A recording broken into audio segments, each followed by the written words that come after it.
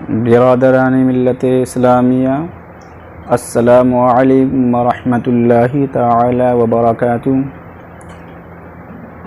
نحمده ونصلی علی رسولہ الکریم، اما بعد فاعوذ باللہ من الشیطان الرجیم، بسم اللہ الرحمن الرحیم۔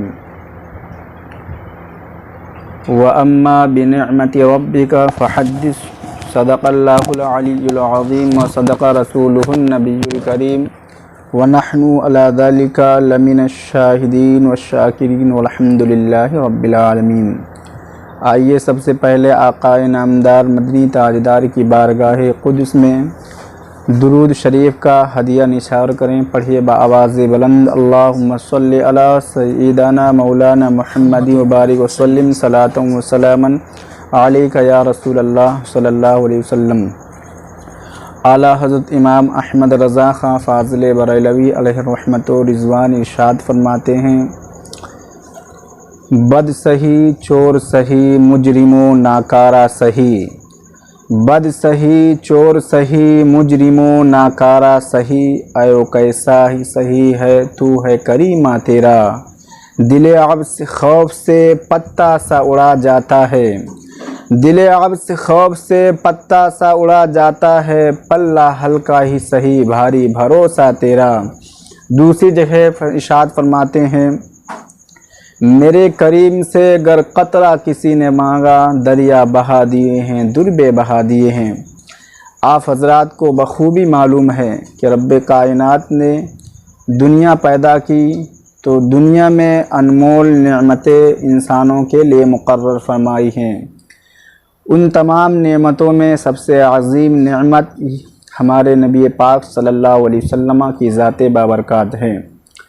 اس لیے کہ نبی پاک صلی اللہ علیہ وسلم کو دنیا میں رب قدیر نے جب بھیجا،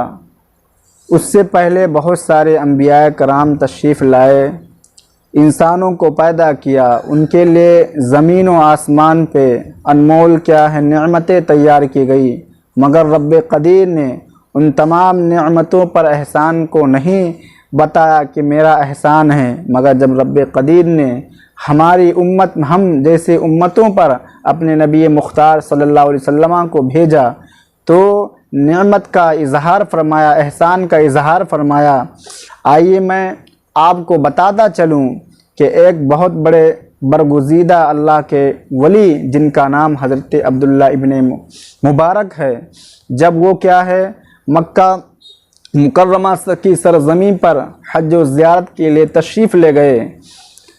جب وہاں حج و زیارت کر چکے تو تھوڑی دیر کے لیے کعبہ معظمہ کے باہر حرم شریف میں آپ آرام فرمانے لگے، آنکھ آپ کی لگ جاتی ہے، آپ دیکھتے ہیں کہ میرے خواب میں دو فرشتے جلوہ فرما ہیں اور آپس میں گفتگو چل رہی ہے کہ اس سال حج مبارکہ کتنے انسانوں کتنے لوگوں نے کی ہے، تو ایک فرشتہ کہتا ہے کہ اس سال حج و مبارک کرنے والے لوگوں کی تعداد تقریباً 5 لاکھ بتائی جاتی ہے۔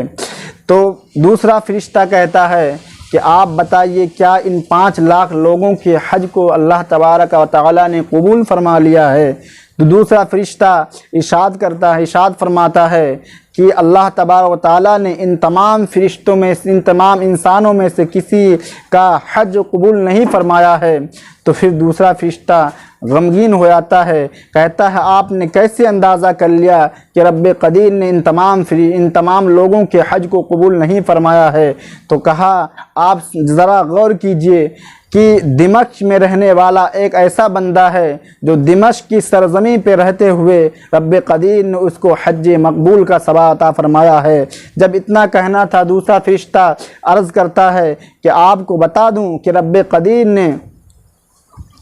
اس بندے کی وجہ سے 5 لاکھ حاجیوں کے حج کو قبول فرمایا ہے۔ جب یہ سپنا ایک خواب حضرت عبداللہ ابن مبارک دیکھنے کے بعد ان کی آنکھ کھلتی ہے تو کیا بے چین ہو جاتے ہیں وہ انسان، وہ بے چین ہونے کے بعد وہ غور و فکر کرنے لگتے ہیں کہ واہ وہ انسان کیسا اللہ کا مقرب بندہ ہے، جس مقرب بندے کی وجہ سے رب قدیر نے 5 لاکھ حاجیوں کے حج کو قبول فرمایا ہے۔ وہ اپنا ارادہ کرتے ہیں کہ دمشق جاؤں، دمشق جانے کا ارادہ کرتے ہیں، توشہ کا انتظام کرتے ہیں، اس کے بعد دمشق کا سفر کرتے ہیں۔ جب دمشق کی سرزمین کے قریب پہنچتے ہیں، وہاں معلوم کرتے ہیں کہ یہاں پہ کوئی ایسا بندہ ہے جو اللہ کا ایسا مقرب ہے، جس کے ذریعے اللہ تبارک و تعالی نے 5 لاکھ حاجیوں کے حج کو قبول فرما لیا ہے۔ جب نام بتایا آتا ہے حضرت عبداللہ ابن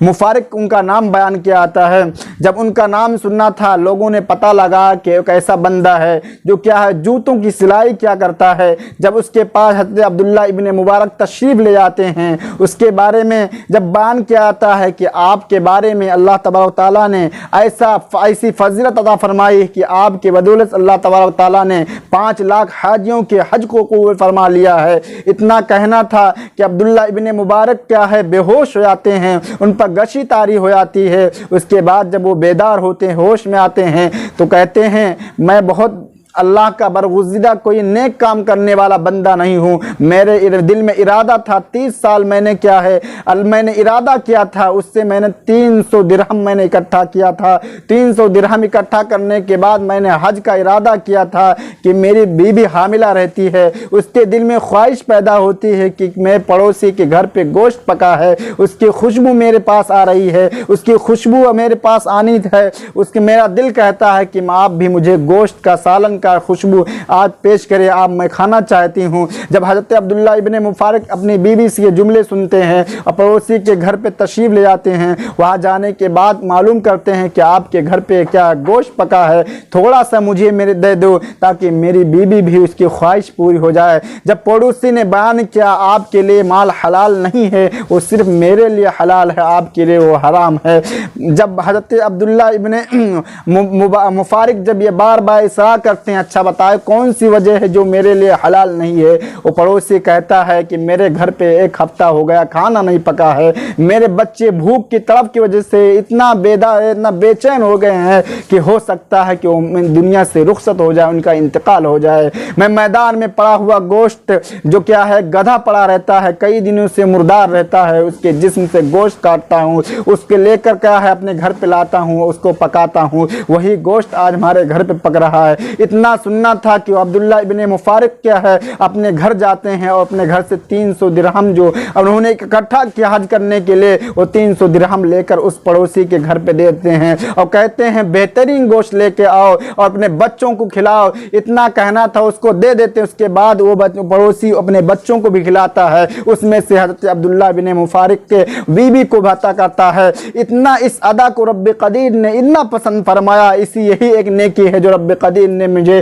حج مقبول کا ثواب عطا فرمایا تھا۔ اس سے اب اندازہ کر لیں کہ جب انسان کیا ہے سچا دل سچا ارادہ رکھتا ہے، اللہ کے اس مقدس کیا ہے سرزمین کا کیا طواف کرنا چاہتا ہے، مدینہ منورہ کی سرزمین پر جانا چاہتا ہے، مگر اس کے دل میں نئے خواہشات رہتے ہیں، رب قدیر کے دل میں نئے خواہشات رہتا ہے کہ رب قدیر ہمیں حج مقبول کا ثواب عطا فرمائے، مگر اللہ جان لیجئے کہ صدقہ کرنا، اپنے پڑوسیوں کا خیال کرنا اللہ تبارک تعالیٰ اتنا پسند فرماتا ہے کہ 5 لاکھ حج کے حاجیوں کو اس نیکی کے ذریعے سے ان کی حج کو قبولیت کا درجہ نصیب عطا فرماتا ہے۔ اب آپ بھی غور کیجئے کہ اگر آپ کے پڑوسی میں، آپ کے خاندان میں، آپ کے رشتہ دار میں اگر کوئی غریب ہے، کوئی مسکین ہے، کوئی فقیر ہے جو کھانا نہیں کھا سکتا ہے، ان کے کھانے کا انتظامات کرنا آپ کا حق ہوتا ہے۔ آپ حج کرنے سے بہتر ہے یہ ہے کہ آپ اپنے پڑوسیوں کا خیال رکھیں، اپنے بچوں کی صحیح پرورش کریں۔ رب قدیر نے حضرت عبداللہ ابن مفارق کے ذریعے سے حضرت عبداللہ ابن مبارک کی بھی حج کو قبول فرمایا تھا، اسی طرح کیا ہے 5 لاکھ حج کے حاجیوں کو بھی قبول فرمایا۔ اسی سے اندازہ چلتا ہے کہ حج میں کیا ہے بہتر یہ ہے اگر آپ کا پڑوسی کیا ہے آپ کا غریب کوئی بھوک کی وجہ سے کیا تڑپ رہا ہے، پہلے اس کی مدد کی جائے، اس کے بعد میں اگر آپ کیا ہے زائد رقم رکھتے ہیں، اپنے بچوں کا خیال رکھ سکتے ہیں، اپنے پڑوسی اور رشتہ دار کا خیال رکھ سکتے ہیں، اس کے بعد آپ حج کرنے کے لیے جائیں۔ اس میں اللہ